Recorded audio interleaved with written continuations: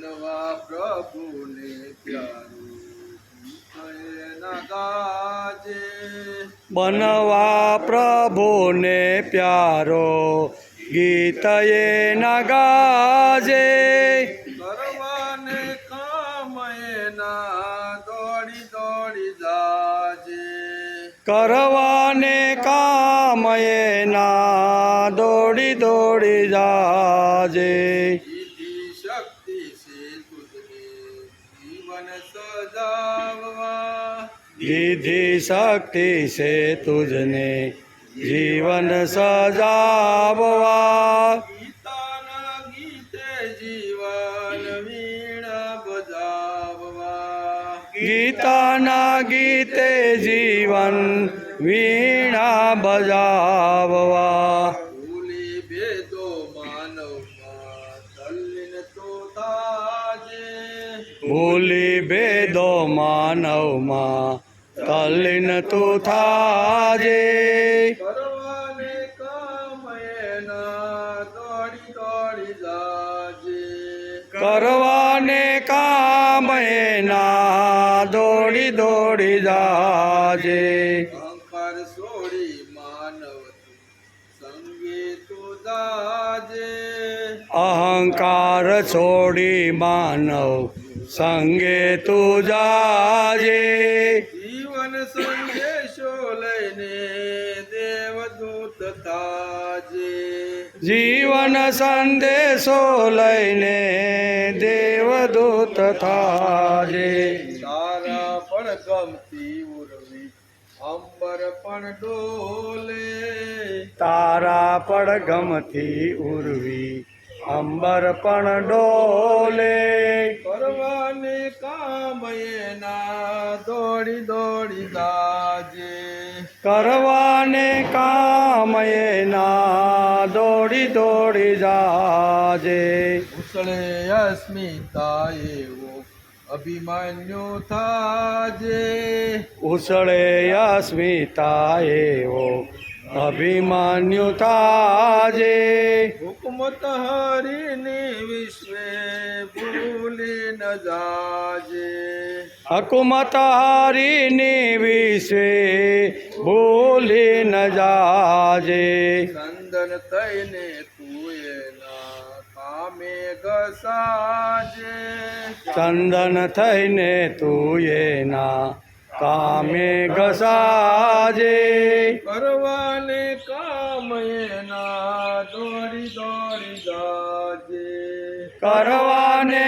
કામ એના દોડી દોડી જાજે ઉતાડે સુવાડે તારું આદુ પસાવે ઉઠાડે સુવાડે તારું ખાધું પચાવે મસ્કુલ પાણીને તુજમાં મસ્તી ઓલાવે મસગુલ બનીને તુજમાં મસ્તી ઓલાવે બનવા કૃતજ્ઞ એનો સૈનિક થઈ જાજે બનવા કૃતજ્ઞ એનો સૈનિક થઈ જાજે કરવાને કામ એના દોડી દોડી જાજે કરવાને કામ એના દોડી દોડી જાજે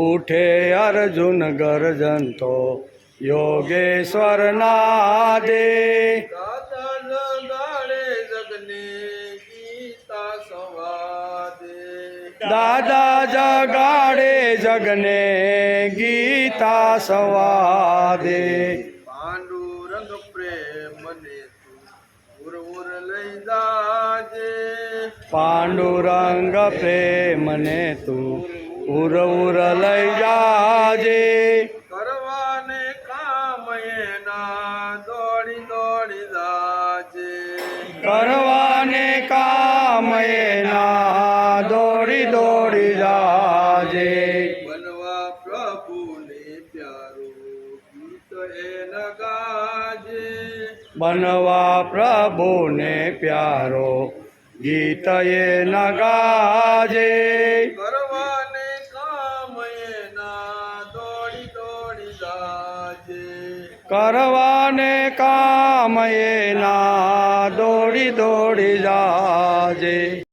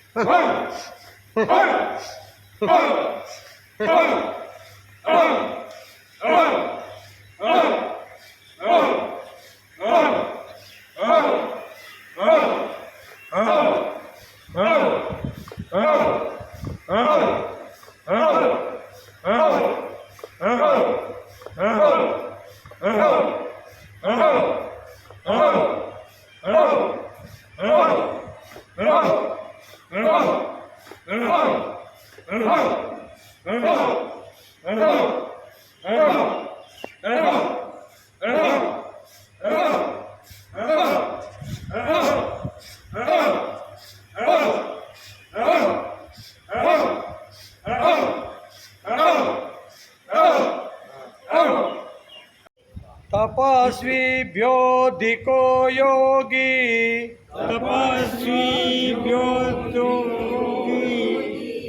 તપસ્વીભ્યોધિતો યોગી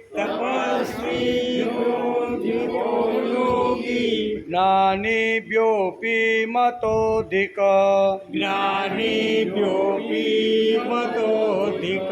જ્ઞાનીભ્યોપી મતોધિક તપસ્વીભ્યોધિકો યોગી જ્ઞાનીભ્યોપી મતોધિક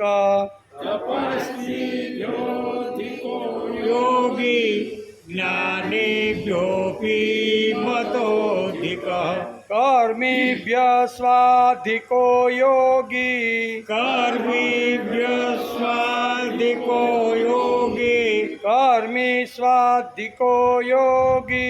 કર્મી સ્વાધિકો યોગી તસ્માદ્ યોગી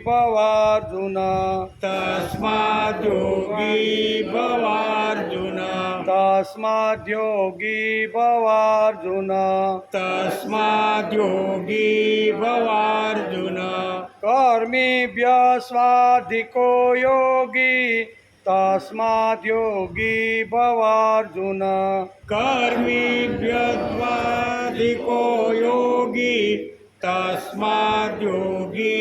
ભવાર્જુન તપસ્વીભ્યોધિકો યોગી જ્ઞાનીભ્યોપી મતોધિક કર્મીભ્ય સ્વાધિકો યોગી તસ્માદ્ યોગી ભવાર્જુન તપસ્વીભ્યોધિકો યોગી જ્ઞાનીભ્યોપી મતોધિક કર્મભ્યોધિકો યોગી તસ્માદ્ યોગી ભવાર્જુન યોગિનામપી સર્વેષાં યોગિનામપી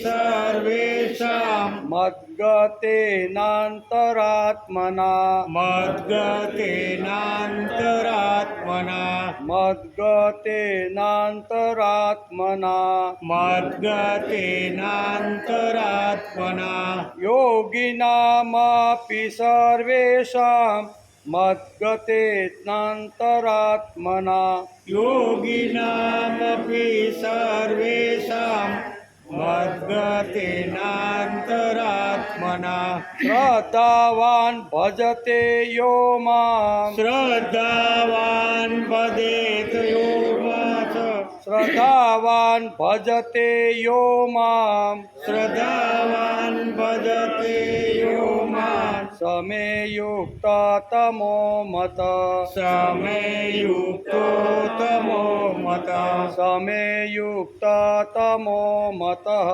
સમે યુક્તો તમો મત શ્રદ્ધાવાન ભજતે યો મામ સમે યુક્ત મતો તમો મત શ્રદ્ધાવાન ભજતે યોમાસ સમે યુક્ત તમો મત યોગિનામપિ સર્વેષાં મદ્ગતેનાંતરાત્મના શ્રદ્ધાવાન ભજતે યો મામ સમે યુક્ત તમો મત યોગિનામપિ સર્વેષાં મદ્ગતેનાંતરાત્મના શ્રદ્ધાવાન ભજતે યોમાસ સમે યુક્ત તમો મત 46 સાથે તપસ્વીભ્યોધિકો યોગી જ્ઞાનીભ્યોऽપि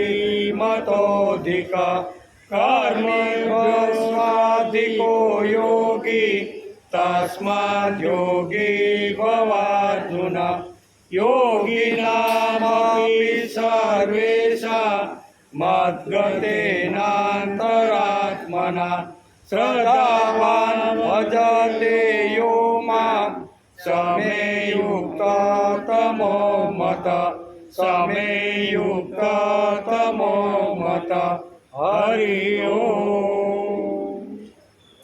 કાલે આપણે એને સમાપ્તિ દેવસુતમ દેવમ કંસસાનોરમર્દનમ દેવકી પરમાનંદમ કૃષ્ણં વંદે જગદ્ગુરુ ગુરુર્બ્રહ્મા ગુરુર્વિષ્ણુ ગુરુર્દેવો મહેશ્વર ગુરુર્સાક્ષાત્ પરબ્રહ્મ તસ્મૈ શ્રી ગુરુવે નમઃ નારાયણં નમસ્કૃત્યં નરં ચૈવ નરોત્તમં દેવીં સરસ્વતી વ્યાસં તતો જયમુદીરયે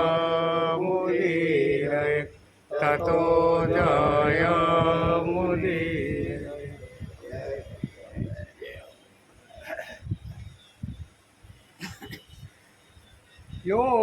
યોગિનામપિ સર્વેષાં મદ્ગતેનાંતરાત્મના શ્રદ્ધાવાન ભજતે યો મામ સમે યુક્ત તમો મત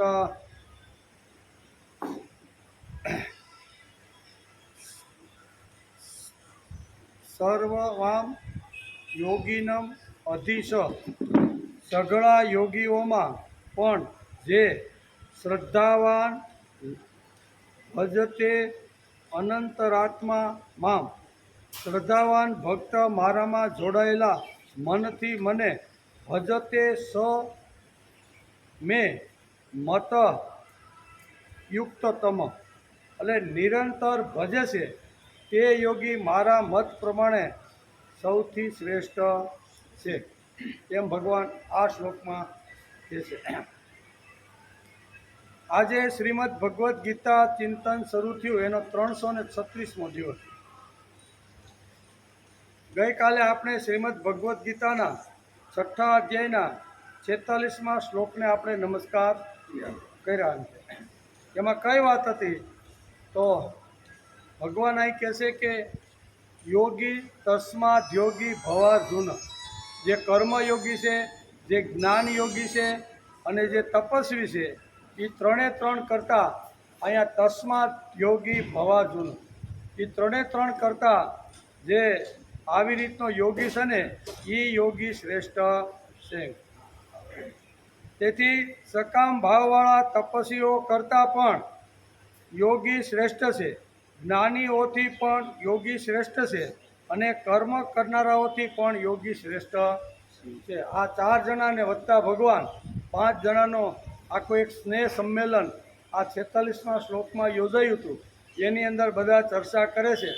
કર્મયોગી કર્મ કરતો પ્રભુની પાસે ગયો છે, જ્ઞાની જ્ઞાનની ઉપાસના કરતાં પ્રભુ સુધી પહોંચ્યો છે, તપસ્વી પણ આવી રીતનો તપ કરતાં એટલી શક્તિ પ્રાપ્ત કરી સીધો ભગવાનની પાસે જઈને બેઠો. આ 3 તો બેઠા છે અને એની અંદર અહીંયા યોગી તસ્માદ યોગી ભવાર્જુન, યોગી પુરુષ પણ બેઠા છે. એટલે મિટિંગની અંદર કોને પ્રમુખ બનાવવાનો એ ભગવાન નક્કી કરે છે અને ભગવાન આજે 4 છે એમાંથી તસ્માદ યોગી ભવાર્જુન આ આપણો પ્રમુખ છે. બધા તમે 3 શ્રેષ્ઠ છો, મહાન છો અને મહાન થયા વગર મારી પાસે કોઈ આવી શકતું નથી. મારી સુધી આવ્યા છે એનો અર્થ એવો થયો કે કર્મી છે, બરાબર, જે તપસ્વી છે, જે જ્ઞાની છે, એ 3 મહાન છે, મહાપુરુષો છે, બધા શ્રેષ્ઠ છે. પણ એની અંદર વધારેમાં વધારે જો કોઈને શ્રેષ્ઠત્વ જો આપવાનું હોય ને તો એ આ યોગી છે. એટલે યોગી એટલે જોડાઈ ગયેલો ભગવાનની સાથે, જેણે પાકો સંબંધ બાંધી દીધો છે, એને આપણા શાસ્ત્રકારોએ યોગી શબ્દ લીધો છે. તેથી રિદ્ધિ સિદ્ધિ વગેરેને મેળવવા માટે તેઓ ભૂખ, તરસ, શરદી, ગરમી વગેરેના કષ્ટો સહન કરે છે. આ તપસ્વી શું કરે છે? તપસ્વી આટલું મોટું તપ કરી અને બધું સહન કરે છે. તેથી તપસ્વી છે આ, તેઓ તપસ્વી છે. આ સકામ તપસ્વીઓથી પારમાર્થિક રુચિવાળો અને ધ્યેયવાળો જે યોગી છે ને તે ભગવાન કે શ્રેષ્ઠ છે. 3ને ભગવાન અલગ અલગ રીતે કહે છે કે તમારું તપ બહુ સારું છે, તમે ઘણી બધી રિદ્ધિ સિદ્ધિ મેળવવા માટે ઘણી બધી અગવડો સગવડો તમે વેઠી છે અને એ પૂરી કરીને તમે મારી પાસે આવ્યા છો. પણ એની તમારા કરતાં આ તપસ્વીની કહે છે તમારા કરતાં યોગી શ્રેષ્ઠ છે. આ પહેલી વાત. બીજું, શાસ્ત્રોને જાણનાર ભણેલા ગણેલા વિદ્વાનોને જ્ઞાન મેળવ્યું છે, એ જ્ઞાન તમે મેળવીને તમે મારી પાસે આવ્યા છો. તેથી તમે પણ શ્રેષ્ઠી છો.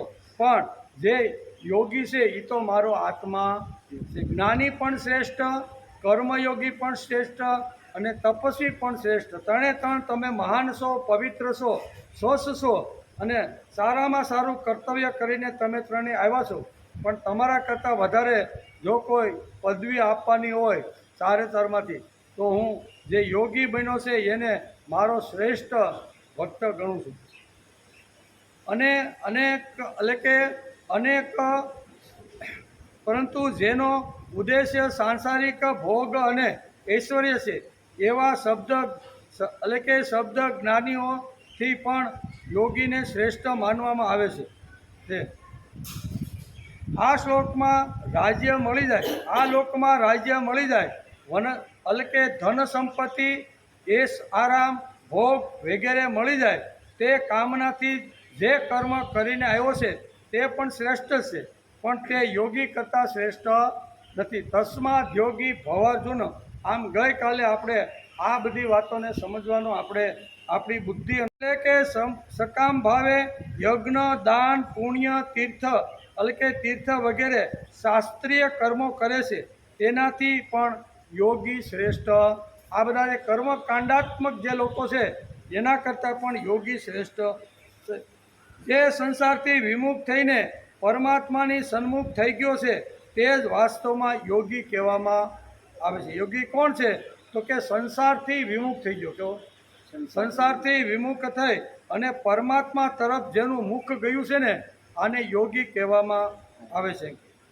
આવો યોગી મોટા મોટા તપસ્વીઓ, મોટા મોટા શાસ્ત્રજ્ઞો, મોટા મોટા પંડિતો અને મોટા મોટા કર્મકાંડીઓથી આ યોગી શ્રેષ્ઠ છે. તેથી યોગીનો ઉદ્દેશ પરમાત્મા તથા નિષ્કામ ભાવનો, પરમાત્માની પ્રાપ્તિ અને નિષ્કામ કર્મયોગ કરવો એ યોગીના પાયાની અંદર મૂળ વાત છે. તેથી ભગવાન કહે છે તસ્માદ યોગી ભવાર્જુન, હે અર્જુન તારે યોગી થવાનું છે. કારણ કે યોગીના પેટમાં કર્મયોગી પણ આવી જાય, જ્ઞાનયોગી પણ આવી જાય અને તપસ્વી પણ આવી જાય.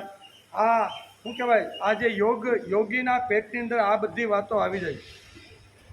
તેથી પૂર્વ શ્લોકમાં ભગવાને યોગીની પ્રશંસા કરી છે. આગળના જે બધા ઘણા મોટા ભાગના જે શ્લોકો છે ને એમાં ભગવાને અહીંયા યોગીની પ્રશંસા કરી છે. યોગી એટલે ટુ જોઈન્ટ, અંગ્રેજીમાં શું કહે છે, જોડાઈ જવું. કોની સાથે? તો કે ભગવાનની સાથે જે જીવ જોડાઈ ગયો છે એના માટે ગીતા યોગી શબ્દ વાપરે છે. તેથી તસ્માદ યોગી ભવાર્જુન, હે અર્જુન તારે યોગી થવાનું છે. કારણ કે આ ત્રણ જે મહાત્માઓ છે, ત્રણ જે મહાન પુરુષો છે ને એના કરતાં યોગી શ્રેષ્ઠ છે. હવે આમાં ક્યાં અઘરું છે ભાઈ? આમાં ઘણા કે ભક્તિ અઘરી છે, ભગવાન સાથે જોડાવવું અઘરું છે. પણ ભગવાને તો એમ જ કીધું, એક વાત તને કહું છું અર્જુન કે તું એકવાર મારી સાથે સંબંધ જોડી દે, પછી આ બધા તો મારા પેટમાં જ આવી ગયેલા છે.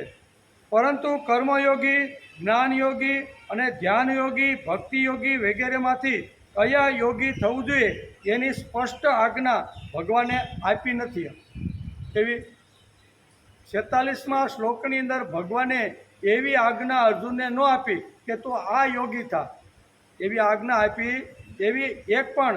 ભક્તિ યોગી થા, ધ્યાન યોગી થા, જ્ઞાન યોગી થા, કર્મ યોગી થા, આવી આજ્ઞા ભગવાને અહીંયા 46મા શ્લોકને અર્જુનને આપી નથી. એણે તો ખાલી કે તસ્માત યોગી ભવાર્જુન, તું ખાલી યોગી થા.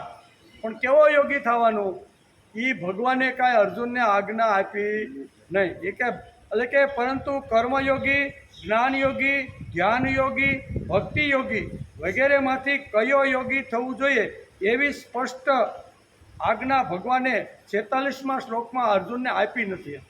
તો શું? તો એટલા માટે હવે ભગવાન આગળના શ્લોકમાં અહીંયા આજ્ઞા આપે છે કે તારે આમાંથી કઈ વાત તારે પસંદ કરવાની. ઘણા પ્રકારના યોગ હોય, એ યોગની વાત ભગવાન કહે. તેથી એટલા માટે હવે ભગવાન આગળના શ્લોકમાં કહે છે કે હે અર્જુન, ભક્તિ યોગી બને એ ઉદ્દેશથી ભક્તિ યોગીનો વિશેષ મહિમા આ 47મા શ્લોકની અંદર કહ્યું. ભક્તિ યોગી બન. આગળના શ્લોકમાં કયા યોગી બનવાની સ્પષ્ટતા ભગવાને કરી નથી. 47મા શ્લોકની અંદર ભગવાન કહે છે તું હું બન ભક્તિ યોગી. ભક્તિ એટલે પ્રભુની સાથે જોડાઈ જવા અને પ્રભુની સાથે સંબંધ બાંધવાનો યોગી તું થઈ જા, એવું ભગવાને સ્પષ્ટ આ 47મા શ્લોકની અંદર ભગવાને કીધું છે. તેથી 47મા શ્લોકમાં ભગવાન કહે છે યોગી નામપી સર્વેષાં મદ્ગતેનાંતરાત્મના શ્રદ્ધાવાન ભજતે યો મામ સમેયુક્ત તમો મત.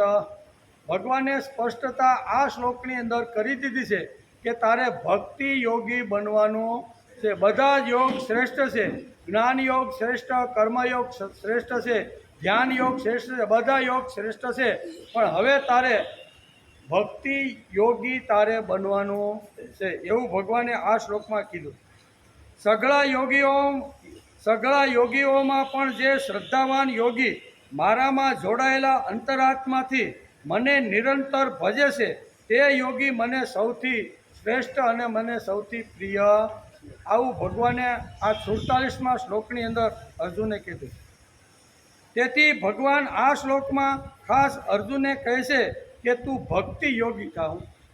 ભક્તિ યોગી થવાની વાત અર્જુનને કીધી છે. અર્જુન એટલે આપણે બધા અર્જુન કેવા?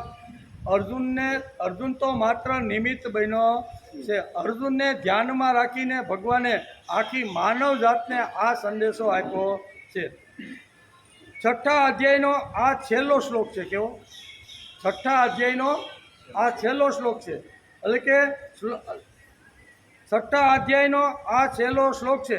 આ શ્લોક ઉપર ઊભા રહીને આપણે હવે આખો અધ્યાય જોવાનો અથવા સમજવાનો પ્રયત્ન કરવો જોઈએ કે ભાઈ પહેલા શ્લોકથી શરૂઆત કરી અને 47મા શ્લોક સુધી ભગવાને આ આત્મસંયમ યોગની અંદર માનવજાતને કઈ કઈ વાતનો સંદેશો આપ્યો છે એના ઉપર આજે આ છેલ્લા શ્લોકની અંદર થોડો ઘણો આજે આપણે વિચાર કરી લેવો જોઈએ. એને કહેવાય વિહંગાવલોકન. કેવું?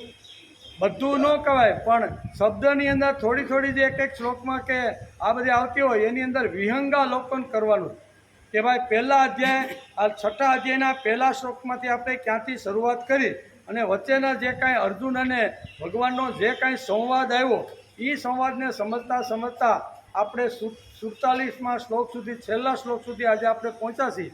તેથી આપણે આ વાત પણ આજે આપણે સમજી લેવી જોઈએ કે આ અધ્યાયની અંદર આત્મસંયમ યોગની અંદર આ છઠ્ઠા અધ્યાયમાં કઈ કઈ વાત ભગવાને કીધી હતી એની થોડીક હાઇલાઇટ આપણી ભાષામાં કેવું હોય તો આપણે કે હાઇલાઇટ કરી લેવાની છે.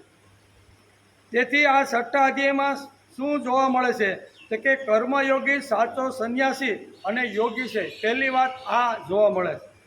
કર્મયોગી છે એ સાચો સંન્યાસી છે એ આ અધ્યાયને આપણે જોવા મળ્યું. સંન્યાસ બાહ્ય વેશ ઉપર અવલંબિત નથી.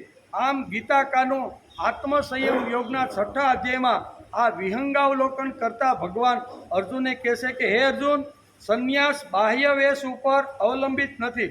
આમ ગીતાકાનું આ અધ્યાયમાં સ્પષ્ટ કહેવું સંન્યાસ થતો નથી એવું સ્પષ્ટ આ શ્લોકની અંદર ભગવાને સમજાવ્યું છે. સંન્યાસીને ગીતા કહે છે કે સંન્યાસ એ કેવળ બહારનો દેખાવ નથી પરંતુ આંતરિક પરિવર્તનની પ્રતિક્રિયા છે. કેવી? અંદરથી માણસે બદલવાનો પ્રયત્ન કરવો જોઈએ. આત્મસંયમ યોગની અંદર સંન્યાસનો એક શ્લોકમાં ઉલ્લેખ કરતા ભગવાન અર્જુનને આ છઠ્ઠા અધ્યાયમાં આ વાત સમજાવે છે. તેથી સંન્યાસીને ગીતા કહે છે કે સંન્યાસ એ કેવળ બહારનો દેખાવ નથી પરંતુ આંતરિક પરિવર્તનનું પ્રતીક છે. ગીતા કહે છે કે સંન્યાસ લેવાનો નથી હોતો તેવી મનોવૃત્તિ કરવાની હોય છે. સંન્યાસ લેવાની વાત ગીતા કરતી નથી. બ્રહ્મચર્યાશ્રમથી શરૂઆત કરી અને જે આશ્રમ આવે એ દરેક આશ્રમ સારી રીતે ભોગવતા વિતાવતા અંતે આ ઘડો પાકો થતો 75 વર્ષ થાય ને ત્યાં સુધીમાં 3 આશ્રમનો નિચોડ એની અંદર આવી જાય છે અને 75 વર્ષ પછી માણસ એવો નિવૃત્ત થઈ ગયો હોય છે કે એને બહારનો વેશ પહેરી અને સમાજમાં ફરવાની જરૂર રહેતી નથી. આ કહે છે તેથી ગીતા કહે છે કે સંન્યાસ લેવાનો નથી હોતો તેવી મનોવૃત્તિ કરવાની હોય છે. એમ આત્મસંયમ યોગની અંદર ભગવાને આ છઠ્ઠા અધ્યાયની અંદર આગળના શ્લોકની અંદર આ વાત કીધી. સંન્યાસ કપડામાં નહીં વૃત્તિમાં હોવો જોઈએ. કેવો? કપડામાં નહીં પણ માણસની વૃત્તિ કેવી છે? મફતિયા વૃત્તિ હોય, આડંબર કરીને હું મહાન છું એવી દેખાવાની જો વૃત્તિ હોય તો એને બહારનો વેશ કદાચ ભગવા વસ્ત્રનો હોય પણ શાસ્ત્રકારો એને સંન્યાસ માનતા નથી. શાસ્ત્રકારો કહે છે સંન્યાસ કપડામાં નહીં વૃત્તિમાં સમાયો છે. ભગવો રંગ વસ્ત્રોને નહીં મનને ચડાવવાનો છે. કેવો? ભગવો રંગ વસ્ત્રને નહીં પણ મનને ચડાવવાની વાત આ આત્મસંયમ યોગની અંદર ભગવાન આ વાત આગળ આપણે સમજાવી હતી.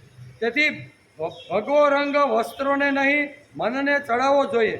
ત્યાગ, બલિદાન અને સમર્પણની ભાવના જો માણસની અંદર જો આવી જાય તો તે નિત્ય સંન્યાસી છે. આવું ભગવાને છઠ્ઠા અધ્યાયમાં કીધું. આ 3 વાતો માણસના જીવનમાં આવી જાય એ ગમે ત્યાં બેઠો હોય, ગમે ત્યાં રહેતો હોય, સંસાર કરતો હોય, બ્રહ્મચર્ય વૃત્તમાં હોય, વાનપ્રસ્થી હોય કે કોઈ પણ બ્રાહ્મણ, ક્ષત્રિય, વૈશ્ય હોય પણ એની અંદર 3 વાતો જો આવી જાય ને તો ગીતાકાર કહે છે એ નિત્ય સંન્યાસી છે. કઈ 3 વાતો? તો કે પહેલી વાત છે ત્યાગ. ત્યાગની અંદર માણસ મોખરે રહેવું જોઈએ. રામ અને જે ભરતની જે વાત રામાયણની અંદર જે વાલ્મીકીએ લખી છે એમાં મૂળ વાત કઈ છે? ત્યાગની. એક એમ કહે છે કે નાના 14 વર્ષ માટે હું અયોધ્યાનો ત્યાગ કરી અને વનમાં જાય.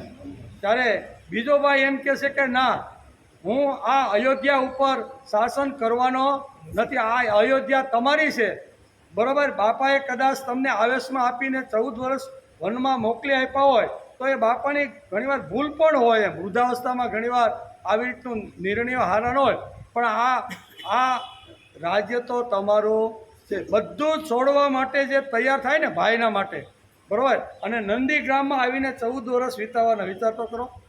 એટલે આ ત્યાગની ભૂમિકા આપણે જેના જીવનમાં આવી, 2 ભાઈઓ હોય 4 ભાઈઓ હોય, અને જ્યારે વેચણી થતી હોય ને બાપા જ્યારે વચ્ચે બેઠા હોય, ખેતરો કે માલ મિલકતની વેચણી થતા હોય ને, ત્યારે ત્યાગની ભાવના જેને હોય ને એને સંન્યાસી કહેવામાં કાંઈ વાંધો નહીં. એ ખેતરમાં અડધો વીઘો વધારે છે ને ભાઈ, કાંઈ વાંધો નહીં, હવે એના ટુકડા કરીને ક્યાં અડધો આમ કહીને તું તમતારે વાય, આ શું કહેવાય? ત્યાગ. નકર હકીકતે બાપની મિલકતની અંદર 4 દીકરાઓનો સરખો અધિકાર છે, પણ એમાં જો 5 પતિ કે 2-4 શું કહેવાય સા આડાવડા થતા હોય તો એ ત્યાગ કરવાની માણસની તૈયારી હોવી. આપણે સંસારમાં રહીને પણ જો ત્યાગ કરવાની જો વૃત્તિ કેળવતા હોય તો ગીતાકાર કહે છે એને તારે નિત્ય સંન્યાસી સમજવો. આમાં ક્યાં ગીતામાં ભગવાને કપડાની વાત કરી?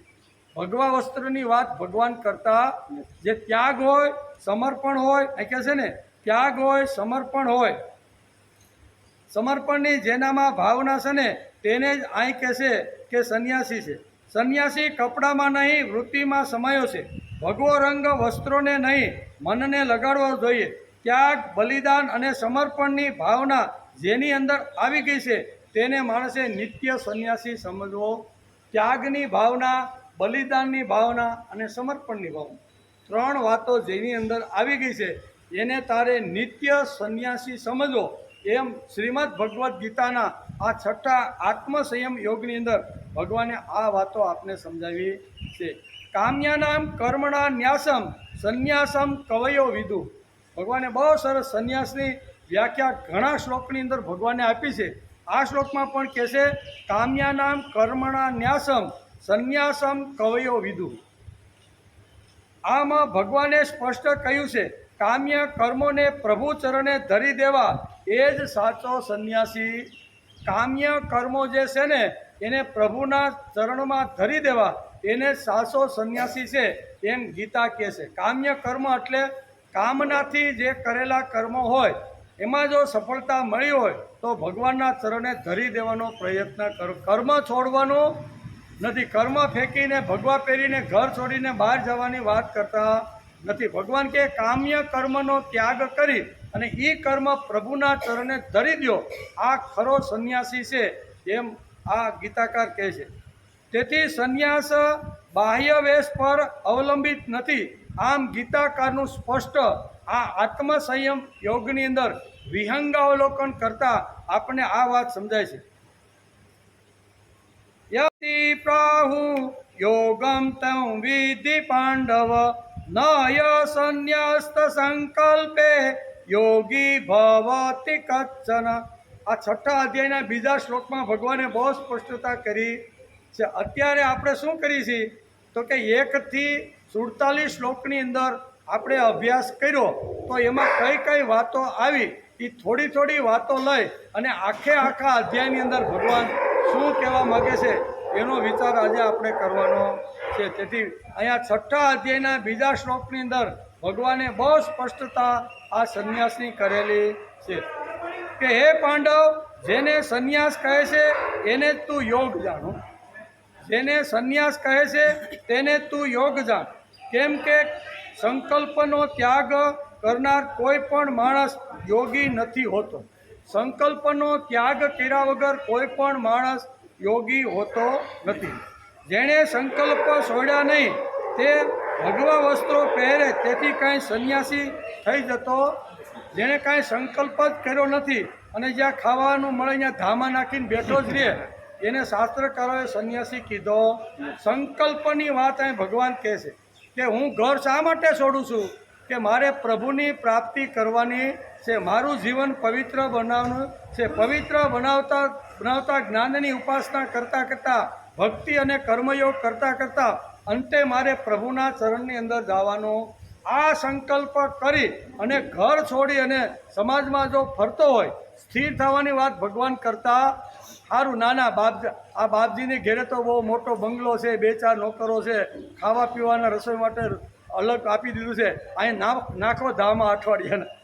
આને સંન્યાસી કહેતા. સંન્યાસીની વાત તો શાસ્ત્રકારોએ બહુ સરસ રીતે સમજાવી છે. ખરો સંન્યાસી કોણ? કે ઘર છોડ્યા પછી નાનું ગામ હોય તો 1 રાત્રિ, એથી મોટું હોય તો 2 રાત્રિ, નગર જેવું હોય સુરત જેવું તો 5 રાત્રિ, આથી વધારે કોઈ જગ્યાએ સંન્યાસીએ ધામા નાખવાના. આ સંન્યાસીની કર્મવૃત્તિ કેવી હોય એ આપણું શાસ્ત્ર આપણને સમજાવે છે. આજે તો મઠ બાંધીને સ્થાયી થઈ જાય, મંદિરો બાંધીને સ્થાયી થઈ જાય, બરાબર. ગંગા નદીના હારે કિનારે જગ્યા મળી ગઈ હોય તો ત્યાં પણ ધામા નાખીને ત્યાં સંન્યાસી બેસી જાય છે. આપણું શાસ્ત્ર કહે છે કે જેણે સમ્યક ન્યાસ, સંન્યાસનો અર્થ થાય છે સમ્યક ન્યાસ, એટલે જે કર્મ હું કરું છું, જે હેતુથી મેં ઘર છોડ્યું, જે હેતુથી મેં મા બાપને છોડ્યા, એ હેતુ મારો પાર થવો જોઈએ. ભગવાનનો ખોળો એ મારો સંકલ્પ છે. આવો સંકલ્પ જે કરતો નથી ને તેઓ કદાચ ભગવા વસ્ત્ર પહેરીને જો આટા મારતો છે ને તો એ સંન્યાસી કે યોગી નથી. એમ ગીતાએ શ્રીમદ ભગવદ્ ગીતાના 6ઠા અધ્યાયના 2જા શ્લોકની અંદર કીધું. એનો પૂર્વે આપણે અભ્યાસ કરેલો હતો. બીજી વાત, જેણે સંકલ્પ છોડ્યા નહીં તે ભગવા વસ્ત્રો પહેરે તેથી કંઈ સંન્યાસી થાય નહીં. અંદરની વૃત્તિ માણસની બદલવી જોઈએ. અંદરની વૃત્તિ જો બદલે ને એને સંન્યાસી ગીતાએ કીધો છે. આમ ગીતાકારે 6ઠા અધ્યાયના 1 થી 4 શ્લોકમાં આમ સમજાયું છે. કેવા? ગીતા ઘેરે જઈને વાંચી લેજો. 1 થી 4 શ્લોકની અંદર ભગવાને ભાર દઈ સમ્યક ન્યાસ કોને કહેવાય એના ઉપર 1 થી 4 શ્લોકની અંદર ભગવાને આ વાત કરી છે. આમ ગીતાકારે શ્રીમદ ભગવદ્ ગીતા 6ઠા અધ્યાય આત્મસંયમ યોગમાં 1 થી 4 શ્લોકમાં આમ સમજાયું છે.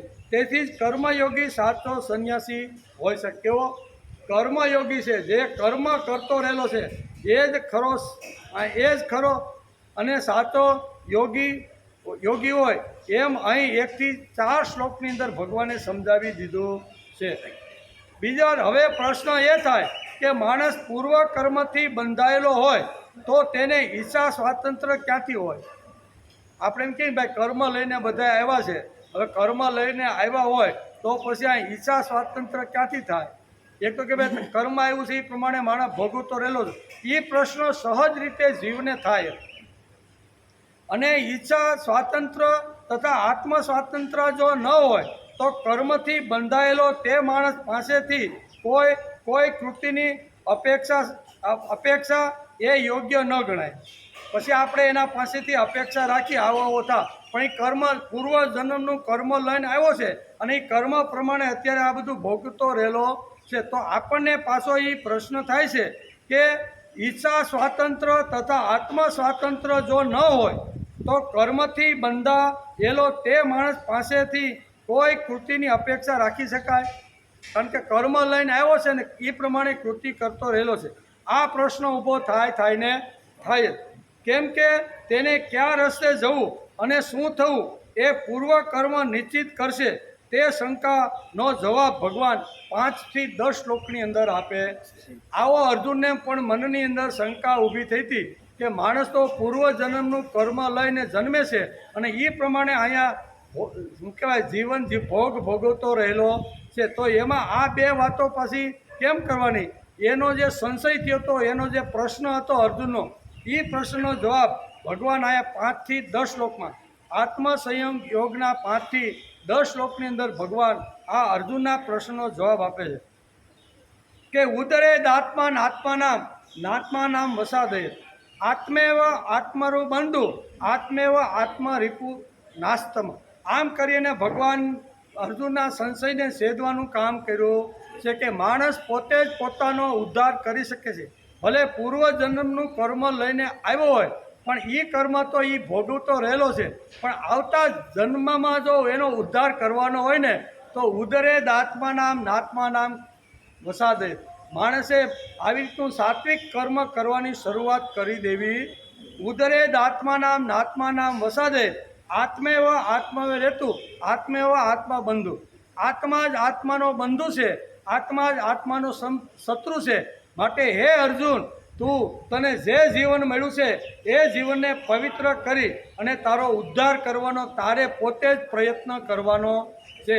તું જ્યાં જ્યાં અટકીશ ત્યાં હું તને માર્ગદર્શન આપીશ, પણ હાલવાનું તો તારે જ છે, પ્રયત્ન તો તારે જ કરવાનો છે. હું કાંઈ એવો મોટો નથી કે તારા ઉપર હાથ મૂકી દઉં અને તને આવી રીતની પરબ્રહ્મ પરમાત્માની પ્રાપ્તિ છે. એનો જવાબ ભગવાન અહીંયા 5 થી 10 શ્લોકની અંદર ભગવાન બહુ સરસ રીતે આપે છે.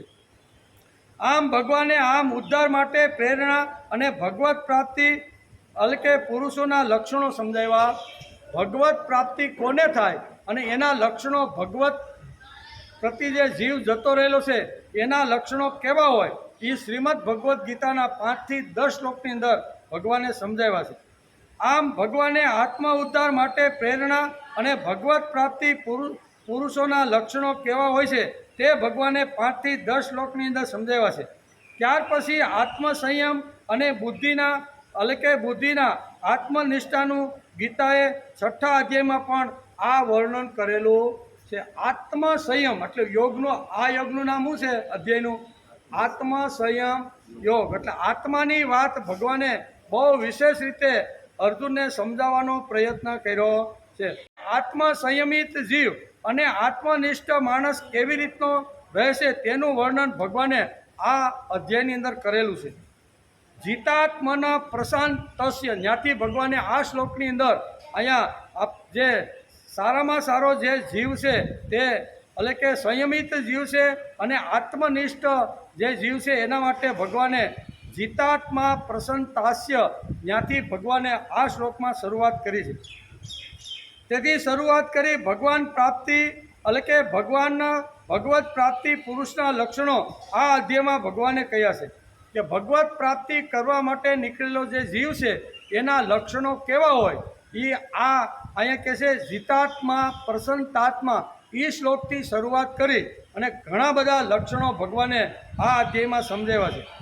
ઠંડી ગરમીમાં, સુખ દુઃખમાં આદિમાં તેમજ માન તથા અપમાનમાં જેનું અંતઃકરણ જ્ઞાન અને વિજ્ઞાનથી તૃપ્ત છે, જેની સ્થિતિ વિકાર રહિત છે, જેની ઇન્દ્રિયો સારી રીતે જીતાયેલી છે, તેમજ જેના માટે પથ્થર અને સુવર્ણ સમાન છે વગેરે આત્મ ઉદ્ધાર માટેના લક્ષણો જે હતા તે ભગવાને આ શ્લોકની અંદર સમજાવ્યા.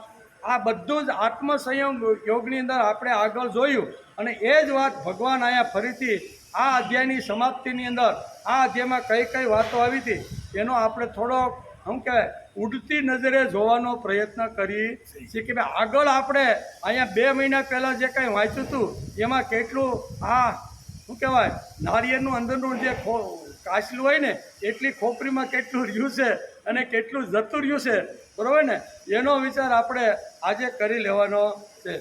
તેથી અહીં કહે છે કે ભગવત પ્રાપ્તિ પુરુષના લક્ષણો ભગવાને આ સમજાવ્યા છે. આ આત્મસંયમ અને આત્મનિષ્ઠાનું આત્મ તત્વનું વર્ણન ભગવાને આ શ્લોકોની અંદર કરેલું છે. બુદ્ધિ જ્યારે આત્મનિષ્ઠ થાય ત્યારે માણસ કેવી રીતનો રહેશે? બુદ્ધિ જ્યારે આત્મનિષ્ઠ થાય, આત્માને ધ્યાનમાં રાખીને બુદ્ધિ કામ કરવા લાગે, બુદ્ધિ જ્યારે આત્મનિષ્ઠ થાય ત્યારે માણસ કેવી રીતનો રહેશે તે આ અધ્યાયમાં સ્પષ્ટ રૂપે ભગવાને સમજાવ્યું. આત્મનિષ્ઠ બુદ્ધિ આપણી છે એ આત્મા તરફ વળે અને આત્મા તરફ વળ્યા પછી એ જીવ શું કરી શકે, કેવી રીતનું કરી શકે, કેવી રીતના લક્ષણો હોય ને એ આ અધ્યાયની અંદર ભગવાને સમજાવ્યું છે. આટલું બધું સમજાવ્યા પછી બુદ્ધિને આત્મનિષ્ઠ બનાવવા માટે શું કરવું જોઈએ આ પ્રશ્ન આવે. બુદ્ધિ આત્મનિષ્ઠ પાસે ગઈ અને આત્મનિષ્ઠાની વાત સમજવાનો બુદ્ધિએ પ્રયત્ન કર્યો, તો આ માટે શું કરવું જોઈએ એ વાત ભગવાને આ શ્લોકોની અંદર સમજાવી છે. પણ પાણીનો ટાઈમ થઈ ગયો. શ્રીમદ ભગવદ્ ગીતા અધ્યાય 6 અને 47મો શ્લોક. 47મા શ્લોકની અંદર 1 થી 47 શ્લોકમાં આગળના શ્લોકમાં ભગવાને અને અર્જુનનો જે કાંઈ સંવાદ થયો એ કઈ કઈ વાતો હતી એનો આપણે એન્ડમાં બધું પેલા સમજી લઈ કે ભાઈ 47મા શ્લોક સુધી ભગવાને 6થા અધ્યાયમાં કઈ કઈ ચર્ચાઓ અર્જુન સાથે કરી. આ બધું જો આપણા મગજમાં હોય, કાલ આપણે કોઈ પૂછે ભાઈ 6થા અધ્યાયમાં તમે શું સાંભળી આવ્યા, તો આપણે એકાદો સિદ્ધાંત, એકાદી વાત, એકાદો વિચાર જો આપણે યાદ રહી ગયો હોય તો આપણે કેવા થાય કે ભાઈ 6ઠા અધ્યાયની અંદર ભગવાનને અર્જુનની ચર્ચાની અંદર આ માખણ આવી રીતનું નીકળ્યું. પણ એટલે આપણે એનું થોડુંક વિહંગાવલોકન કહેવાય. શું કહેવાય? ઉડતી નજરે. કેવું? આખે કાંઈ 48 શ્લોકનું ભાષાંતર કરી તો 2-3 કલાક વહી જાય. પણ વિહંગાવલોકન એટલે એની અંદર જે મુખ્ય વાતો જે હતી ને એને આજે આપણે થોડુંક શું કહેવાય રિપીટ કરવાનો પ્રયત્ન કરીએ છીએ. ભગવાને આ શ્લોકની અંદર બહુ સ્પષ્ટ કરી છે. યોગિનામપી સર્વેષાં મદ્ગતેનાંતરાત્મના શ્રદ્ધાવાન ભજતે યો મામ સમે યુક્ત તમો મત. સઘળા યોગીઓમાં પણ જે શ્રદ્ધાવાન ભક્ત મારામાં જોડાયેલો છે મનથી મને નિરંતર ભજે છે તે યોગી મારા મત પ્રમાણે સૌથી શ્રેષ્ઠ યોગી છે. ભગવાને પોતાનો મત આ શ્લોકની અંદર જાહેરાત કરી દીધી કે મારો શ્રેષ્ઠ, મને મારું હૃદય અથવા મારો વધારેમાં વધારે પ્રિય કોણ છે? તો કે યોગી. તેથી તસ્માત યોગી ભવાર્જુન. આમ 6ઠા શું કહેવાય 46મા શ્લોકમાં ભગવાને કીધું. આ શ્લોકની અંદર પણ શ્રદ્ધાવાન જે છે ને એ મારો આવી રીતનો ભક્ત છે એમ કરીને આ શ્લોકમાં આપણે સમજવાનો પ્રયત્ન કર્યો. તેથી શ્રીમદ ભગવદ્ ગીતામાં આટલું સમજાવ્યા પછી બુદ્ધિને આત્મનિષ્ઠ બનાવવા માટે શું કરવું જોઈએ આ પ્રશ્ન આવે. તેથી ધ્યાન યોગની આ અધ્યાયની અંદર ભગવાને શરૂઆત કરી દીધી. કેવું આસન જોઈએ, કેટલું ઊંચું જોઈએ, કેટલું નીચું જોઈએ, આસન ઉપર બેઠા પછી દિશાઓ કેવી રીતની ભૂલવાની, આ બધી ધ્યાન યોગની જે વાતો છે ને એ શ્રીમદ ભગવદ્ ગીતાના આ 6ઠા અધ્યાયમાં ભગવાને શરૂઆત કરી દીધી. આ બધો ધ્યાન યોગ છે. તેની અંદર ભગવાને ચિત્તની એકાગ્રતા આ અધ્યાયમાં સમજાવી દીધી. પહેલાં બેઠક કેવી રીતની હોવી જોઈએ ત્યાંથી શરૂઆત કરી, બરાબર. અને પછી ઘણા બધા શ્લોકોની અંદર ચિત્ત એકાગ્ર કરીને ભક્તિ કેવી રીતે કરી શકાય છે એની બધી જ વાતો આ આત્મસંયમ યોગની અંદર ભગવાને કીધી છે. તેથી ચિત્તની એકાગ્રતા સાધવાની હોય તો બીજું શું જોઈએ? તો 3 વાતો ભગવાને આ અધ્યાયની અંદર સમજાવી છે. ચિત્ત એકાગ્ર કરવા માટે જ્યારે ભક્ત માણસ જ્યારે ભગવાનની સામે બેસે ત્યારે એની પાસે કઈ વાતો, કયા સાધનો, કયું વાત હોવી જોઈએ એ પણ ભગવાને આ શ્લોકમાં સમજાવી છે. 3 વાતો ખૂબ જ જરૂરી છે તે ગીતાકારે આ આત્મસંયમ યોગની અંદર સમજાવી છે. પહેલી મિત્રતા, બીજી વાત છે જીવનની સામ્યક દ્રષ્ટિ અને ત્રીજી વાત છે ફિકર રહિત જીવન. કેવું? જે વખતે ધ્યાન કરવા માટે બેસી, ભક્તિ કરવા માટે બેસીને ત્યારે ફિકર રહિત માણસનું જીવન હોવું. ફિકર લઈને જો બેસી તો ધ્યાન ભગવાનની મૂર્તિમાં એકાગ્ર થતું. શાંતિથી માણસ આસન ઉપર બેસી ગયો અને મન જો આવી રીતનું પરવાળા પૂગી ગયું કે વરસાદ થયો, ભાગ્યએ શું કર્યું છે, તો ભલે ને આપણે આસન નાખીને ધ્યાનમાં બેઠા છીએ પણ અહીં કહે છે કે ફિકર રહિત જીવન હોવું. એ બધી ફિકરો અડધી પોણી કલાક 15-20 મિનિટ બાજુમાં મૂકી મન ભગવાનની અંદર એકાગ્ર કરવાનો પ્રયત્ન કરવો જોઈએ. આમ કરીને ધ્યાન યોગની ઘણી બધી વાતો સમજાવી. એમાં 3 વાતોનો ઉલ્લેખ ભગવાને ભાર દઈને કર્યો છે. બીજી વાત, ગીતાના 6ઠા અધ્યાયમાં આખો ધ્યાન યોગ ભગવાને સમજાવ્યો છે. યોગી યુજ્યત સતતમ. અહીંથી ભગવાને શરૂઆત કરી, ધ્યાન યોગની શરૂઆત કરી છે. ભગવાને 6ઠા અધ્યાયના 11થી 32 શ્લોક સુધી વિસ્તારપૂર્વક ધ્યાન યોગ સમજાવ્યો. 11થી 32 શ્લોક, બરાબર. એટલે 11 શ્લોકની અંદર ભગવાને ધ્યાન યોગ કેવી રીતનું કરી શકાય, ભક્તિ કેવી રીતની કરી શકાય, ભક્તિ કરતી વખતે કઈ વાતનું ધ્યાન રાખવું જોઈએ એ ભગવાને 11થી 32 શ્લોકની અંદર સમજાવવાનો પ્રયત્ન કર્યો. આ 11 શ્લોક જો આપણે વાંચી લઈએ ને તો આપણે ભક્તિ કેવી રીતે કરવી ને એ બરોબર આપણને સમજાય છે.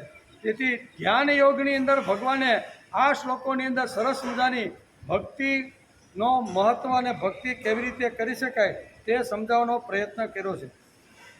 તેથી ભગવાને 6ઠા અધ્યાયના 11થી 32 શ્લોક સુધી વિસ્તારપૂર્વક ધ્યાન યોગ સમજાવ્યો છે. પ્રભુ ઉપરના ભરોસાવાળું જીવન કેવી રીતનું રાખવાનું એ પણ સમજાવી દીધું ભગવાન ઉપરનો ભરોસો કેવી રીતનો રાખવાનો, બરાબર, એ પણ ભગવાને સમજાવી દીધું છે. ત્યાર પછી યુજ્જન નેવમ સદાત્માનમ, આ 15મા શ્લોકથી ભગવાને અંદર ઘણી બધી વાતો કીધી છે. માં ધ્યાન યોગ જે સાધક સાધી શક્યો હોય તેમને ફળ શું મળે એ પણ ગીતાએ સારી રીતે સમજાવી દીધું. 11 થી 32 શ્લોકની અંદર 11 શ્લોકની અંદર ભગવાને ધ્યાન યોગ સમજાવ્યું. અને આવો જે યોગી છે એ ધ્યાન કરતો કરતો સંપૂર્ણ રીતે ભગવાને બતાવ્યું એ પ્રમાણે જો ધ્યાન કરે તો એ ધ્યાન કરનાર જે યોગી છે અથવા ધ્યાન કરનાર જે જીવ છે, સાધક છે, એને કેવું ફળ મળે ને એ પણ ભગવાને આ 6થા અધ્યાયની અંદર બતાવી દીધું છે. શું ફળ મળે તો કે સુખ માત્યંતિક, શું કહી દીધું, પહેલું જ વાત કીધું, શું કીધું, સુખ માત્યાંતિકમાંથી શરૂઆત કરી અને યુજ્જન નેવમ સદાત્માનમ, આ બધું સુખ મળતું, આ બધું સુખ ભગવાન કે આ સાધકને મળતું જાય, આ એનું ફળ છે. ધ્યાન કર્યા પછી માણસને સુખ મળે, ધ્યાન કર્યા પછી માણસને શાંતિ મળે, ધ્યાન કર્યા પછી માણસ સંતોષી થાય, ધ્યાન કર્યા પછી માણસ કર્મયોગ કરવાની શરૂઆત થાય. આ બધા એના ફળો છે. એ ફળો ભગવાને અહીં બહુ સરસ રીતે આત્મસંયમ યોગની અંદર સમજાવ્યા છે. ધ્યાન યોગથી જેણે જીવન વિકાસ સાધ્યો છે એવા ધ્યાન યોગીની દ્રષ્ટિ કેવી હોય છે તે પણ ભગવાને સમજાવ્યું. આ ધ્યાન કરતાં કરતાં યોગી કેવો બની જાય છે, એની દ્રષ્ટિ કેવી, એ સમાજમાં જ્યારે ફરતો હોય, હરતો હોય, કોઈનો વૈભવ જોવે, કોઈની દરિદ્રતા જોવે, કોઈના આપણા જેવી ક્ષમતા જોવે તો એ માણસ ફરે છે તો ખરો જ, પણ ફરે છે તો કોઈનો વૈભવ જોઈને જેને ઈર્ષા થતી નથી. અને આવી રીતનું શું કહેવાય, જે નાનામાં નાનો માણસ હોય છે એના પ્રત્યેને આદર અને ભાવ અને પ્રેમ ઊભો થાય છે. એટલે આ બધી જે વાતો છે, એટલે ક્યાંય છે કે આવો જે યોગી થયેલો જીવ સમાજમાં જે વખતે ફરે છે એની દ્રષ્ટિ કેવી હોય તો કે અદ્વેષ્ટા સર્વભૂતાના મૈત્ર કરુણ એવ છે. આ ભગવાને બહુ સ્પષ્ટ રીતે કરી દીધું છે કે યોગી સમાજની અંદર ફરે, હરે, બધાને મળે ત્યારે એની દ્રષ્ટિ પવિત્ર હોવી જોઈએ. બીજાનો વૈભવ જોઈને બળવાનું નથી, નહીતર માણસ બળી જાય જોઈને કે મારો બેટો કેટલાના કંઠી કાપી છે, કેટલાના ગળા કાપ્યા છે, અને કેટલાને હુવડાવી નાખાય છે, કેટલામાં સિંહાણામાં પૂરીને બૂસ મારી દીધા છે. આમ થાય કે નહીં, એ નાતો તો નહીં હોય પણ કેટલાયને નવડાવી દીધા છે. એટલે આવું જોયા પછી ઘણીવાર માણસના મનની અંદર આવી રીતનું ત્યારે ભગવાન કહેશે કે આ સાધક, આ જીવ જ્યારે આવો રીતનો પવિત્ર થઈને જગતમાં ફરે છે ને ત્યારે અદ્વેષ્ટા, એના પ્રત્યે દ્વેષ રાખવાનો નહીં. ભગવાનનો લાડકવાયો દીકરો છે, ખૂબ આ વર્ષે પણ પ્રયત્ન કર્યો છે અને ગત જન્મનું સારું કર્મનું ભાથું લઈને આવ્યો છે, તેથી ભગવાને એને વૈભવ ઠાલવો. અદ્વેષ્ટા સર્વભૂતાનામ, સર્વભૂત એટલે માનવ માત્રની અંદર યોમાં પશ્યતિ સર્વત્ર, એવું આ શ્લોકની અંદર આત્મસંયમ યોગમાં એક શ્લોક ભગવાને બહુ સરસ રીતે લખ્યો છે. શું લખ્યો છે કે ધ્યાન યોગ જે સાધક થઈ ચૂક્યો છે તેમને ફળ શું મળે તો ગીતાએ આ ફળ સમજાવ્યું છે. શું ફળ મળે તો કે સુખ માત્ય નિકટમ શરૂ કરી યુદ્ધનેવમ સદાત્માનમ, આ બધું સુખ મળતું જાય છે એમ ગીતાકાર આ આત્મસંયમ યોગમાં કહે છે. ધ્યાન યોગથી જેણે જીવન વિકાસ સાધ્યો છે એવા ધ્યાન યોગીની દ્રષ્ટિ કેવી હોય છે તે પણ ભગવાને આ અધ્યાયમાં છે. યો માં પશ્યતિ સર્વત્ર, આ અધ્યાયમાં શું કે યો માં પશ્યતિ સર્વત્ર, સર્વત્ર એટલે બધી જગ્યાએ પ્રભુને જોવાનો પ્રયત્ન કરે. પછી કણ કણની અંદર પણ ભગવાનને જોવાનો યો માં પશ્યતિ સર્વત્ર સર્વસમય પશ્યતિ, ભગવાને આ શ્લોકમાં કીધું યો માં પશ્યતિ સર્વત્ર એટલે બધાની અંદર ભગવાન જોવે અને મારી અંદર પણ ભગવાન આવીને બેઠો છે. બે વાત આ શ્લોકની અંદર ભગવાને સમજાવવાનો પ્રયત્ન કર્યો છે. તેથી યોમાં પશ્યતિ સર્વત્ર, આમ ધ્યાન યોગ, ઈચ્છા સ્વાતંત્ર્ય, આત્મનિષ્ઠ સંયમિત જીવન ભગવાને સમજાવ્યું છે. ત્યાર પછી યોગ સમજાવ્યો છે. યોગ માટે જીવન કેવું હોવું જોઈએ આ અધ્યાયમાં સમજાવ્યું છે. તે જેણે સાધ્યો છે, ભગવાને પણ ધ્યાન યોગ કેવી રીતનો હોય એ પણ સમજાવવાનો પ્રયત્ન કર્યો છે. અને તે કેટલો સુખી છે તે પણ ભગવાને સમજાવ્યું ધ્યાન યોગ કરતાં કરતાં ભક્તિ જે કરતે રહેલો જે સાધક છે એ કેટલો સુખી થાય છે ને એ પણ આ શ્લોકની અંદર ભગવાને સમજાવ્યું છે. યમ લબ્ધા કરીને ભગવાને શરૂઆત કરી છે. યમ લબ્ધા વગેરે શ્લોકોથી ભગવાને આ અધ્યાયમાં સમજાવ્યું છે. અને આવું જીવન જેને મળ્યું છે તે લોકો જીવન તરફ કઈ દ્રષ્ટિથી જુએ છે તે ભગવાને અહીંયા 11 થી 32 શ્લોકની અંદર સમજાવવાનો પ્રયત્ન કર્યો. 11 થી 32 એટલે 11 શ્લોકની અંદર ભગવાને આ જીવન કેવું હોય, સાધકનું જીવન કેવું હોય, એની દ્રષ્ટિ કેવી હોય, બરાબર. તો એ બધી વાતો ભગવાને 32 શ્લોક સુધી સમજાવવાનો પ્રયત્ન કર્યો. એમાં આત્મપમ્યૈવ સર્વત્ર, બધા પ્રત્યે આત્મપમ્ય હોવું જોઈએ. બધાની અંદર ભગવાન બિરાજમાન છે એવું આત્મપમ્યમ હોવું જોઈએ. આત્મપમ્યમ હોવું જોઈએ. 6થા અધ્યાયમાં ભગવાને આ યોગ સમજાવ્યો, પણ ત્યાં અધ્યાય પૂરો થતો 32 શ્લોક સુધી ભગવાને આ બધી વાતો સમજાવી, પણ આ સમજાવ્યા પછી આ અધ્યાય કાંઈ પૂરો થતો નથી. 6થો અધ્યાયમાં ભગવાન આ યોગ સમજાવ્યા પછી પણ આ અધ્યાય પૂરો થતો નથી. ત્યાર પછી અર્જુન એક શંકા, એક મનની અંદર એક અર્જુનના મનમાં એક સંશય ઊભો થયો છે. એ સંશય શું છે એ પણ અર્જુને હળવેકથી ભગવાનને પોતાના મનની અંદર શંકા, પોતાના મનની અંદર રહેલો સંશય, પોતાના મનમાં રહેલો જે કાંઈ પ્રશ્ન હતો ને એ સહજ રીતે ભગવાનને અહીંયા હળવેકથી અર્જુન પૂછી જશે. એ પણ 6થા અધ્યાયની અંદર અહીંયા વર્ણન કરેલું છે. તેથી ત્યાર પછી અર્જુનને એક શંકા ભગવાનને પૂછી છે કે સંચલમ હિ મનઃ કૃષ્ણ. હું પૂછું ભગવાને કે ભગવાન તમે એકાગ્ર કરીને ધ્યાન કરવાની તમે જે વાતો કરી કે ધ્યાન કેવી રીતનું કરાય, એમાં સામગ્રી કઈ કઈ જોઈએ, ધ્યાન રાખતી વખતે દિશાઓ કેવી રીતની હોવી જોઈએ, આસન ઉપર કે આ બધું ભગવાન અમે જ્યારે લઈને જ્યારે બેસી છીએ ને ત્યારે મન તો અમારું કેવું છે સંચળ, એવો સંશય ઊભો થયો અર્જુનને. એટલે આ ભગવાને આખો ધ્યાન યોગ જ્યારે ભગવાને અર્જુનને સમજાવ્યો તો ધ્યાન યોગની અંદરથી એક સંશય અર્જુનના મનમાં ઊભો થયો અને હટનારાનો ભગવાનને ઉભાર્યો હોય છે. તમે વાત કરો છો એ હશે બધી સાચી છે, પણ મારો એક પ્રશ્ન છે, મારો એક સંશય છે. એમ કરી અને એક સંશયની રજૂઆત કરે છે. શું છે?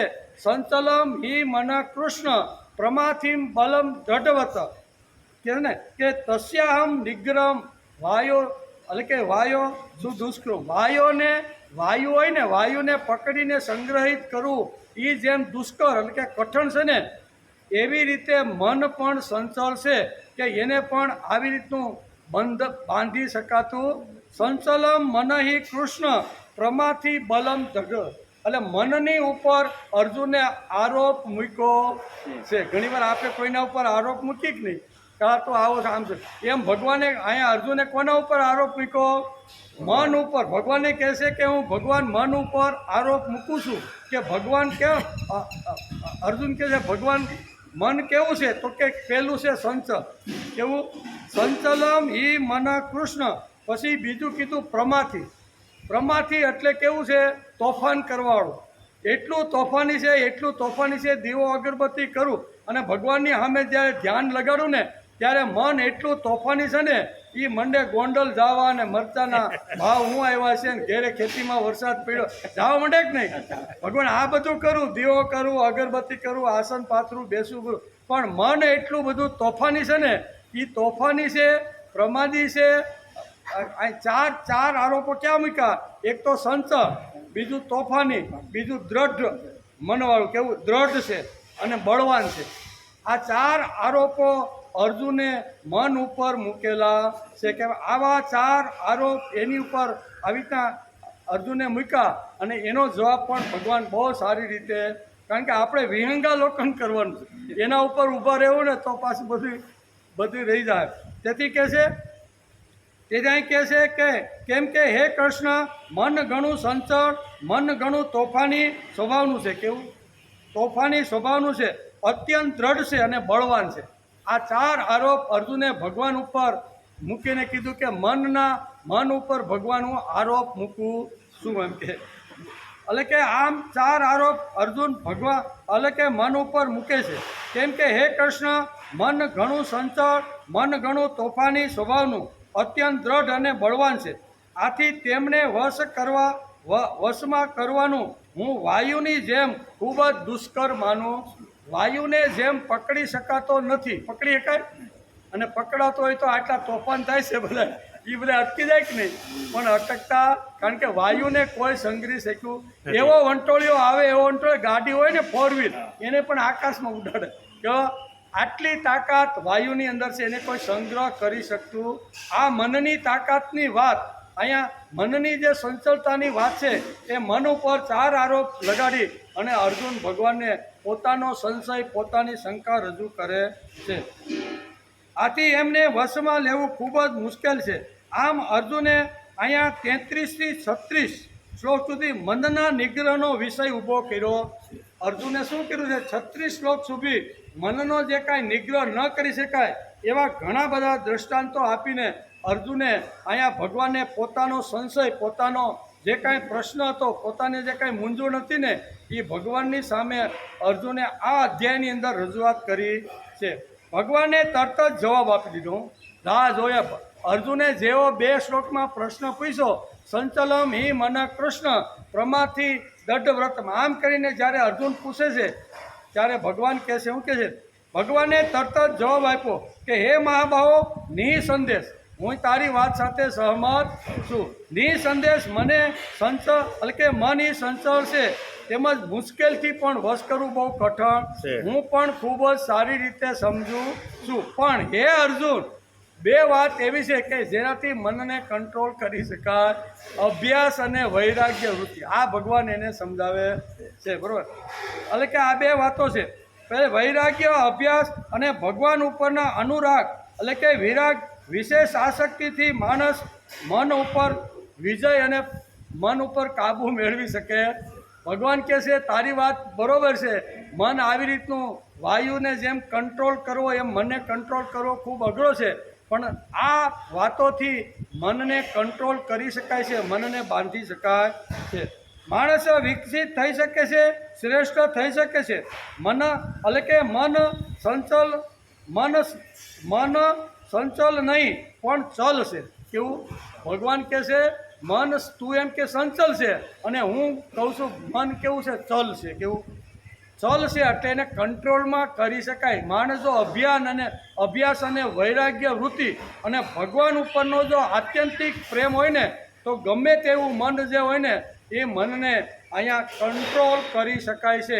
એમ ભગવાન ચલ કહી અને અર્જુનને આ વાત સમજાવે છે. પરંતુ ત્યાર પછી અર્જુન એક મૂળગ્રાહી શંકા પૂછે છે કે ભગવાન કર્તૃત્વવાન સાધક પોતાનું બધું કર્તૃત્વ તમને મેળવવા માટે વાપરે છે. એક બીજો સંશય ને બીજો પ્રશ્ન પણ આ જ અધ્યાયની અંદર ભગવાને આ જવાબ આપી દીધો 2 શ્લોકમાં. પાછો શરૂઆત અહીં 38મા શ્લોકથી પાછા પ્રશ્ન પૂછવાની શરૂઆત કરે છે. શું પૂછે છે? પરંતુ ત્યાર પછી પણ અર્જુન એક મૂળગ્રાહી શંકા પૂછી કાઢે છે કે ભગવાન કર્તૃત્વવાન સાધક પોતાનું બધું કર્તૃત્વ તમને મળવા માટે, પોતાની શક્તિ છે, પોતાની ઇન્દ્રિયો છે, પોતાનું જે કાંઈ તમે આપેલું છે ને, એ બધું જ તમને મેળવવા માટે આ સાધક પ્રયત્ન કરે છે. બધી રીતે તમારા ઉપર 100%ની શ્રદ્ધા રાખી અને જે એને મળેલું છે એ બધું જ તમને પ્રાપ્ત કરવા માટેનો પ્રયત્ન કરે છે. એવો એક પ્રશ્ન અર્જુન કહે છે. કર્તૃત્વ સાધક પોતાનું બધું કર્તૃત્વ તમને મેળવવા માટે પ્રયત્ન કરે છે અને સિદ્ધિ મેળવવાને માટે વાપરતો હોય, શ્રદ્ધાથી ભરેલો હોય, પણ જેનો એટલે કે સ્વલ્પ પ્રયત્ન એટલે કે અલ્પ પ્રયત્ન હોય, તેની શું સ્થિતિ થાય? કા ગતિ કૃષ્ણ ગચ્છતિ. શું કહે છે? આવો જે હોય માણસ, સંપૂર્ણ તમારી ઉપર શ્રદ્ધા રાખીને બધું કામ તો કરે છે, પણ થોડોક આવી રીતની શારીરિક શક્તિના નબળાઈના હિસાબે ભક્તિ કરી શકતો. શ્રદ્ધા પૂરેપૂરી છે, ભક્તિ કરવા બેસે ત્યારે કમર દુખવા માંડે, ગોઠણ દુખવા માંડે, આવી રીતનું આંખમાં દેખાય એવું બધું થવા લાગે. એ તમારી પૂર્ણ ભક્તિ કરી શકતો નથી. 100% તમારા ઉપર શ્રદ્ધા છે. તો આવો જીવ જ્યારે મૃત્યુ પામે છે ત્યારે અહીં કે કઈ ગતિને પામે છે? આ એક મનની અંદર રહેલી જે સંશય હતો, પ્રશ્ન હતો ને, એ પ્રશ્ન પણ અહીંયા પૂછી કાઢ્યો છે. આમ આ 6થા અધ્યાયના 33 થી 36 શ્લોક મનના નિગ્રહનો વિષય ગીતામાં અર્જુન સાથેના સંવાદમાં અહીંયા અર્જુને પણ આ વાતો રજૂ કરી દીધી છે. ભગવાન અધ્યાય 6ના 1 થી 36 શ્લોક સુધી ઉપસંહારાત્મક, આને કહેવાય શું કહેવાય? ઉપસંહારા. કોઈ પણ આપણે ગ્રંથ લીધો અને પહેલેથી માનો 50 પાના વાપરા અને એ પૂરા થવાના હોય ત્યારે 1 થી 50 પાનામાં શું આવ્યું, શું વાંચ્યું, કેટલું યાદ રહ્યું, અને એ જો પાછું આમ ફાટ પાના જોતો જાય કરતો જાય ને તો એને ઉપસંહારક કહેવાય. શું કહેવાય? ઉપસંહારક. એટલે આપણે આ અધ્યાયના 47મા શ્લોકને નમસ્કાર કરતાં પહેલાં આ ઉપસંહારક રીતે આપણે કઈ કઈ વાતો ભગવાને કીધી, કઈ વાતનો અહીંયા સંવાદ અર્જુનનો ભગવાનની સાથે ગયો, કેવી રીતની બધી જે કાંઈ પ્રશ્ન હતો, આવો સંશય હતો, એ આપણે સમજવાનો કેટલા શ્લોક સુધી? 37 શ્લોક સુધી આજે આપણે સમજવાનો પ્રયત્ન કર્યો. આમ આ 6થા અધ્યાયના 33 થી 36 શ્લોક મનના નિગ્રહનો વિષય ગીતામાં જે અર્જુન સાથેનો જે સંવાદ હતો તે સંવાદને આપણે સમજવાનો પ્રયત્ન કર્યો. ભગવાન અધ્યાય 6ના 1 થી 36 શ્લોક સુધી ઉપસંહારાત્મક સમજાવતા અહીં સુધી આવ્યા છે. શ્રીમદ ભગવદ્ ગીતામાં એવી શક્તિ છે કે તે માણસના આત્મામાં ચૈતન્ય ઊભું કરી દે. એકવાર જો સમજી વિચારી અને ગીતાને સમજીને જો એની સાથે પ્રેમ કરીને વાંચવા જો બેસે ને તો માણસનું કલ્યાણ થઈ જાય છે. એમાં શું કહેવાય, મીન મેખવરની વાત છે. ન થતું હોય સમજી લેવાનું કે ક્યાંક આપણી વાંચવામાં, સમજવામાં અથવા કંઈક કૃતિની અંદર ક્યાંક આપણામાં ફરક છે. શ્રીમદ ભગવદ્ ગીતામાં ફરક નથી. તેથી તો કરીશે વચનમ બોલ્યો કે નહીં, આ તો સાંભળ્યા પછી એ ગીતાની અસર થઈ કે નહીં? અરે અર્જુન ઉપર તો થઈ છે, પણ આ સંજય ઉપર પણ અસર થઈ ગઈ. આ ગીતાનો અર્જુન અને ભગવાન વચ્ચેનો સંવાદ સાંભળ્યો અને છેલ્લા શ્લોકની અંદર અહીંયા રાજા ધૃતરાષ્ટ્ર શહેનશાહને મોઢા ઉપર કહી દીધું, એક સારથી ડ્રાઈવર પોતાના શેઠને કહી દે કે તારી ફેક્ટરી જા બળવાની જ છે. એ મોઢે કોઈ બળવાની હોય પણ મોઢે કહી શકતું.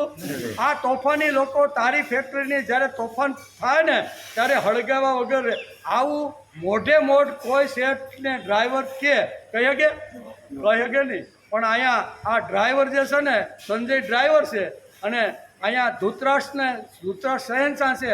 આખી હસ્તિનાપુર જેનાથી ધ્રુજે છે ને એનો એ રાજા થઈને બેઠો.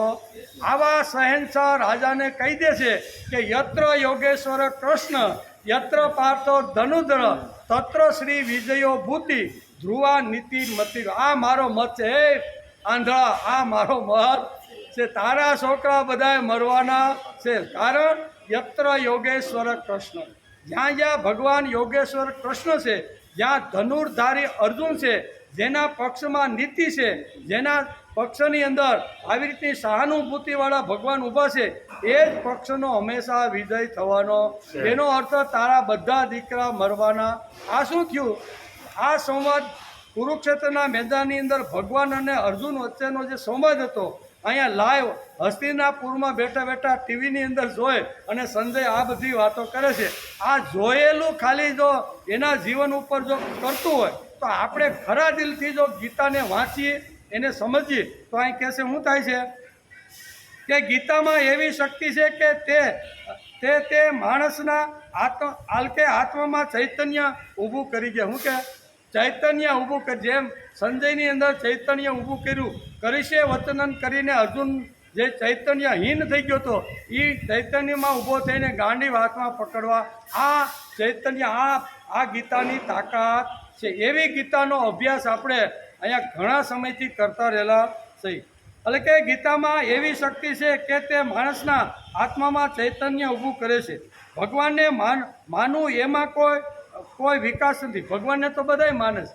ભગવાનને ખાલી માનવું એમાં વિકાસ નથી, પણ ભગવાને જે કીધું છે એ માની અને એ પ્રમાણે જીવન જીવવું ને એમાં જ માણસનો વિકાસ. ભગવાનને દુનિયા આખી માને કે નહીં? સવારમાં રોજ અગરબત્તી કરતા હોય, સાંજે દીવો કરતા હોય, મંદિરે જતા હોય, આ કાંઈ ભગવાનને માનતા નથી? બધાય માને છે, પણ ભગવાનનું માને છે? મૂળ વસ્તુ છે ભગવાનનું માનવાનો પ્રયત્ન કરવો જોઈ. ભગવાનને માનવું એમાં કોઈ વિકાસ નથી. ભગવાનનું માનશો તો જ વિકાસ થાય, એમ શ્રીમદ ભગવદ્ ગીતા આપને સમજાવે છે. તેથી આ ઉપસંહારક અધ્યાયમાં એટલે કે 6ઠા અધ્યાયના અહીંયા 37 થી 47 શ્લોકમાં હજી આપણે અહીંયા ભગવાનને કાંઈક આ 37 થી 47 શ્લોકોની અંદર ઉપસંહારક તરીકે અહીંયા ભગવાન અને અર્જુનનો જે કાંઈ સંવાદ છે ને એ હજી સમજવાનું છે. પણ આપણો ટાઈમ આજ પૂરો થઈ ગયો. શું થયું? ટાઈમ પૂરો થઈ ગયો. એટલે થોડીક જે વાતો અહીંયા 37 થી 47માં જે ઉપસંહારક જે 1 થી 48 શ્લોકમાં ભગવાને જે કીધી છે ને એ બરોબર આપણે રિપીટ કરી લઈએ.